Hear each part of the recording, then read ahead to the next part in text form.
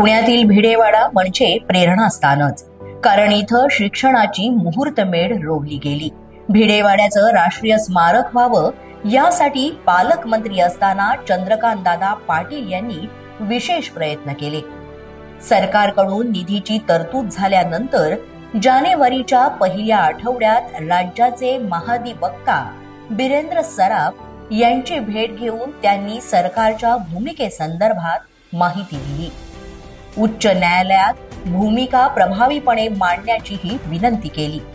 त्यानुसार भूमिका मांडली गेल्यानं उच्च न्यायालयानं भिडेवाड्याची जागा स्मारकासाठी देण्याच्या बाजूनं निकाल दिला.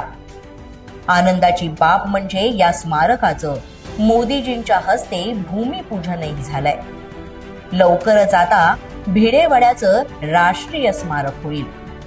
वाड्याचे राष्ट्रीय स्मारक व्हावे ही बहुप्रतीक्षित मागणी महायुती सरकारनं पूर्ण केली आहे. कारण महापुरुषांचा सन्मान हेच आहे या सरकारचं ब्रीद.